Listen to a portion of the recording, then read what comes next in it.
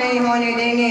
मैं गणेश पवार, कक्षा 9 का विद्यार्थी, सम्मानित मंच को नम्र करते हुए आप सभी को आजादी के 78वें वर्ष की ढेर सारी शुभकामनाएं देता हूं। आप सभी का आभार व्यक्त करता हूं, हार्दिक अभिनंदन और स्वागत करता हूं। साथियों, आजादी का मतलब वही समझ सकता है जिसने कभी गुलामी की हो। हम सभी भाग्यशाली हैं कि हमने स्वतंत्र भारत में जन्म लिया। यूं तो आजादी की लो 1857 में ही जल चुकी थी, जिसने 1947 में हमारे देश को आजाद कराया। प्राचीन, मध्यकालीन और वर्तमान भारत के उदाहरणों से मैं यह स्पष्ट करना चाहता हूं कि जब हम गुलामियों की बेड़ियों में फंस चुके थे तो रंगे बसंती चोला की एक आवाज पर लोगों का सैलाब उमड़ आता था। उनके इंकलाब जिंदाबाद और वंदे मातरम के नारों से हमारे खून में आने वाला उबाल अंग्रेजी प्रशासन की जड़ें हिला देता था। इसके बाद 1962 में चीन के साथ युद्ध, 1965 और 71 में पाकिस्तान के साथ युद्ध में अपना सुहाग गवा देने वाली औरतें, जिनके घरों की हालत बड़ी दयनीय होती थी, कि प्यार भी गया, मांग का सिंदूर भी गया, नन्हे नन्हालों की लंगोटियां चली गई, छोटी छोटी बेटियों की चोटियां चली गई, बाप की कमाई गई, भाई की पढ़ाई गई। आतंकवादियों ने एक ऐसा विस्फोट किया जिसमें पूरे जिस्म की कई बोटियां चली गई, जिसमें पूरे जिस्म की कई बोटियां चली गई। अरे हमारे लिए तो एक आदमी मरा है साहब, कई घरों की तो रोटियां ही चली गई। मैं नहीं मानता कि फेसबुक, इंस्टाग्राम और व्हाट्सएप की डीपी को 3 रंगों से रंगना सच्ची देशभक्ति है। यदि आप कहेंगे वर्ष में 2 बार 15 अगस्त और 26 जनवरी को हाथ में तिरंगा लेना सच्ची देशभक्ति है, तो मैं पूछना चाहूंगा कि फुटपाथ पर रहने वाला गरीब का बच्चा जब कड़ी धूप में नंगे पांव तिरंगे बेच रहा होता है तो क्या आप उसे उसकी देशभक्ति कहेंगे? नहीं, ये उसकी देशभक्ति नहीं है, बल्कि उसकी पेट की भूख है जो उसे ऐसा करने के लिए मजबूर कर रही है। ना तो वो मंदिर को जानता है, ना वो मस्जिद को जानता है, वो पेट के भूखे हैं साहब, केवल भोजन के निवाले को जानते हैं, केवल भोजन के निवाले को जानते हैं। अपने परिवार, अपने समाज और अपने राष्ट्र के प्रति समर्पण का भाव है देशभक्ति।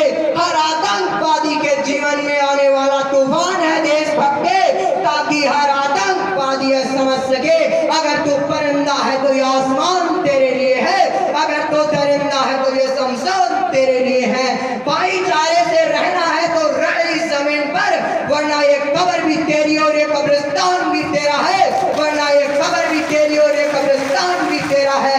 हम आज भी एक ऐसे समाज में जी रहे हैं जहां पत्थर की मूर्ति को लगते हैं 56 भोग और भूखे नंगे तड़पते सो जाते हैं लोग। यही सच्ची देशभक्ति और यही सच्चा राष्ट्र प्रेम है कि ना सरकार मेरी है, ना रोग मेरा है और ना बड़ा सा नाम मेरा है। बस इसे बात का गर्व है मुझे कि मैं भारत का बेटा हूँ, ये भारत मेरा है, कि मैं भारत का बेटा हूँ और ये भारत मेरा है। साथ ही मुझे भारतीय होने पर गर्व है। कहा जाता है कि हम दुनिया के सबसे बड़े लोकतंत्र हैं, जिसमें हिंदू पैदा होता है, मुसलमान पैदा होता है और ईसाई पैदा होता है, लेकिन बदकिस्मती से इंसान पैदा नहीं होता।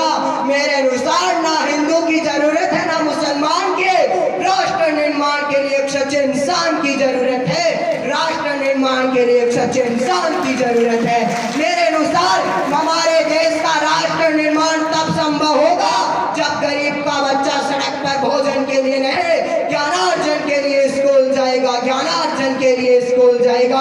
अब मैं सैल्यूट करना चाहूंगा सरहद पर दिन रात हमारी रक्षा कर रहे उन जवानों को, इस देश के पुलिस प्रशासन और किसानों को, जिनके बिना राष्ट्र निर्माण की कल्पना करना भी असंभव सा लगता है। मैं भारत का बेटा आज इस मंच के माध्यम से आह्वान करता हूँ कि हमारे देश का राष्ट्र निर्माण तब संभव होगा जब हम सब आप और मैं मिलकर प्रयास करेंगे, क्योंकि हमारी जिम्मेदारी हमारे राष्ट्र को आगे ले जाने के, हमारे राष्ट्र की जिम्मेदारी नहीं है हम सबको आगे ले जाने की। नफरत भरी है न पालो इसे, दिलों में खाली है निकालो इसे। न तेरा न मेरा न इसका न उसका न इसका, ये सबका वतन है संभालो इसे, ये सबका वतन है संभालो इसे। कुछ नशा तिरंगे की शान का है, कुछ नशा मातृभूमि की आन का है। कुछ नशा तिरंगे की शान का है, कुछ नशा मातृभूमि की आन का है। हम फहराएंगे तिरंगा हर जगह, क्योंकि ये नशा हिंदुस्तान की शान का है, क्योंकि ये नशा हिंदुस्तान की शान का है। अंत में मैं यही कहना चाहूंगा कि मेरा हिंदुस्तान महान था, महान है और महान ही रहेगा। जय हिंद, जय भारत, जय जवान, जय किसान, जय जय हिंदुस्तान। धन्यवाद। इस बालक को बहुत बहुत धन्यवाद। एक जोशीला उद्बोधन उसने यहाँ प्रस्तुत किया है।